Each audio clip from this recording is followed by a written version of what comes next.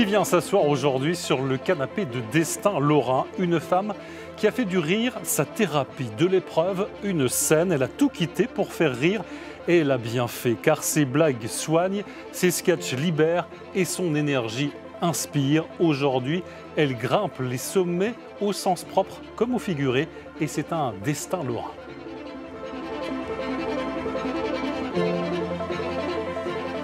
Bonjour Muriel Monjol. Bonjour Thierry. Ravi de vous accueillir. Muriel Monjol ou Mademoiselle Serge, comment dois-je vous appeler ? Ça dépend si on parle de moi sur scène ou si on parle de moi dans la vie de tous les jours ou en tant que comédienne.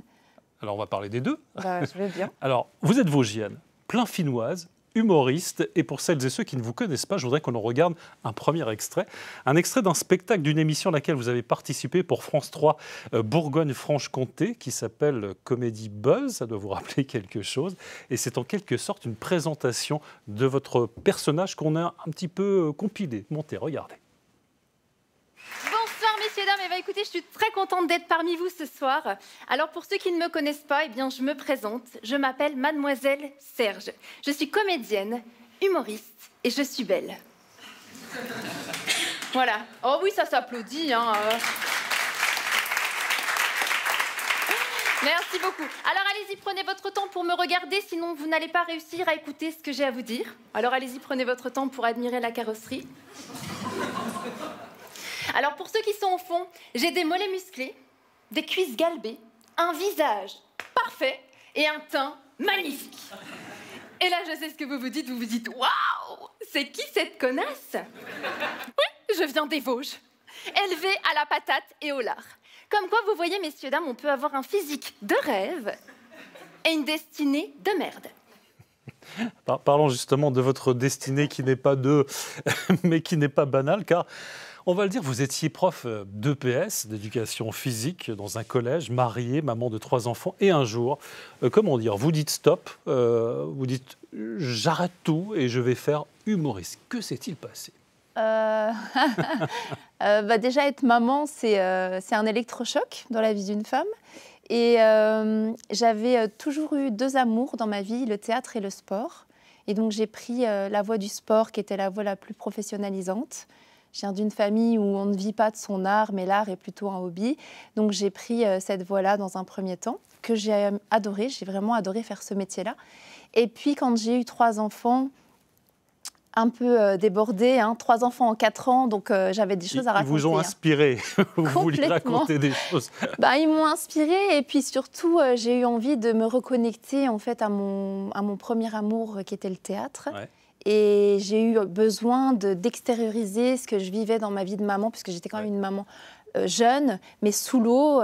J'avais plein de principes d'éducation et puis je me suis rendu compte que c'était compliqué. Et... Pourtant, vous n'étiez pas vraiment destinée à être humoriste. Vous dites même, vous étiez timide, mais vos parents, qui tiennent un magasin qui est bien connu dans les Vosges à plein fin, la confiserie des Hauts-de-Vosges, ils vous ont permis de temps en temps d'être derrière la caisse et ça vous a permis d'avoir un contact avec des gens et ça vous a aidé, c'est ce que vous m'avez dit. Oui, alors ils m'ont obligé, je dirais. Vous n'avez pas le choix.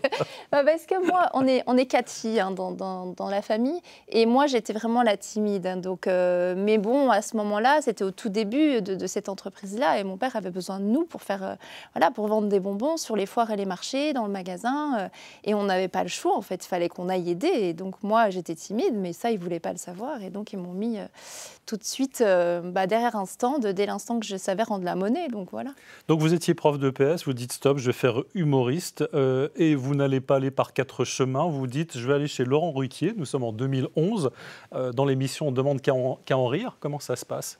Ça se passe mal, ça se passe mal, c'est pas que ça se passe mal, mais en fait, l'émission, pour recontextualiser, il y a Laurent Ruquier, il y a 4 personnes qui sont dans le jury. Il donne un avis sur votre prestation. Il donne un avis, il donne une note, etc.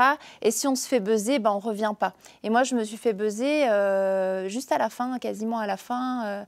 Et voilà, c'est le jeu. Et je me souviens juste d'une chose, c'est que Laurent Ruquier avait dit moi, je ne serais pas étonnée qu'on la revoie quelque part. Pour moi, il y a une graine de quelque chose. Il ne se trompe jamais, Laurent Ruquier. Alors, donc, pas question d'abandonner pour vous. Vous êtes une battante et finalement vous allez trouver la recette. C'est, comment dire, restez-vous mais en étant plus excentrique. Vous dites Mademoiselle Serge, c'est quelque part vous mais en version XXL. Bah oui, c'est ce que tout le monde aimerait faire. Je crois on aimerait tous être une version XXL de nous-mêmes, ce qui nous permet de dire les choses qu'on ne peut pas dire dans la société parce qu'on est bien élevé et qu'on nous a appris à mettre des formes et à avoir des filtres. Bah, sur scène, en fait, moi, l'idée, c'est de faire rire. Donc, c'est d'extrapoler ce que je pense dans la vie, ce que je vis, et de le tourner vraiment en dérision et de l'extrapoler pour que, justement, ça déclenche le rire. Alors, vous l'avez dit, votre source d'inspiration, d'abord, vos enfants, les 3 ados que vous adorez, qui alimentent vos sketchs, avec amour, évidemment, et autodérision, mais pas que. On va regarder une petite compile, alors ça date de 2017, mais ça montre toute votre énergie sur scène. On va regarder ça tout de suite.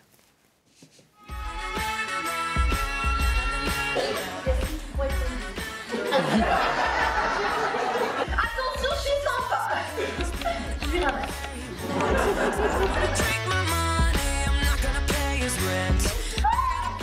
Désolée, c'est pas très grave. Oh bah non, c'est ta mère. Bah c'est là que vous seriez si vous aviez de l'argent. Ah mais je ne comprends pas les fleurs en rôle dentaire. Je suis désolée.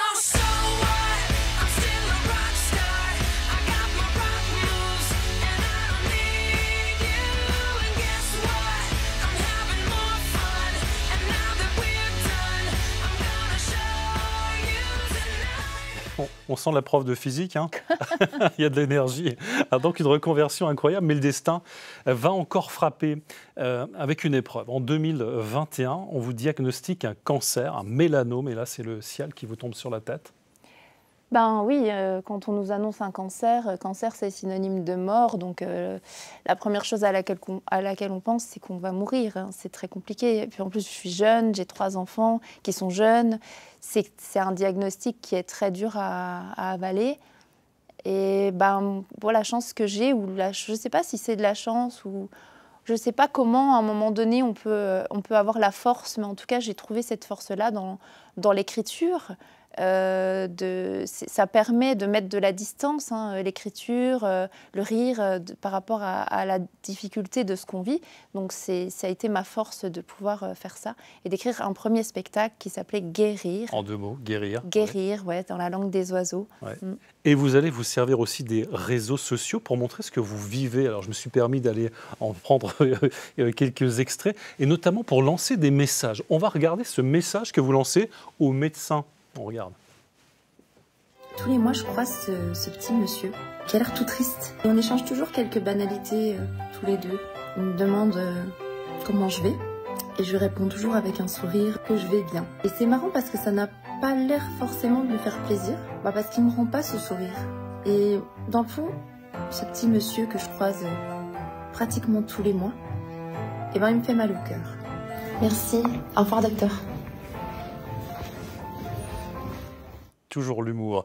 Un mélanome, une opération qui va bien se passer, qui va vous offrir un espoir, mais votre cancer va récidiver. Alors c'est évidemment un nouveau coup de massue, j'imagine. C'est terrible. La récidive, c'est terrible parce que on parle de métastase. Et alors cancer, c'est synonyme de mort. Métastase, c'est synonyme de mise à mort, quoi. C'est carrément un cran au-dessus. Mais c'est parce qu'on connaît tous des gens, voilà, qui sont morts parce que le cancer avait métastasé et tout. À partir du moment où on m'a annoncé métastase dans la conversation téléphonique, j'ai plus rien écouté de ce qu'on me disait après. C'était vraiment très compliqué. En plus sur les poumons, ouais. Organe vital. Donc ça a été un coup de massue. Ouais. Alors, après, vous dites, je ne vais pas me battre, je vais vivre avec. Et vous allez vivre pleinement, même dans les eaux des lacs vosgiens. Racontez-nous. J'ai quand même beaucoup pleuré. J'ai quand même pleuré pendant 3 semaines parce que je pensais que c'était la fin. Et au bout de 3 semaines et d'un petit séjour en Italie où du coup j'ai eu envie de partir pour me changer les idées, en rentrant, j'étais dans une autre énergie. Et je me suis dit, si demain je dois mourir, alors je vais vivre chaque jour comme si c'était le dernier. Et la première chose que j'ai commencé à faire, c'est faire des bains dans le lac de Longemer. J'avais une copine qui faisait ça. Et puis je me suis dit, moi je suis très frileuse. Mais... En toute saison, hein. En toute saison. J'ai commencé au meilleur moment, après l'été. L'eau, elle était à 19. Et puis j'y suis allée tous les jours jusqu'à ce que l'eau, elle soit à 0.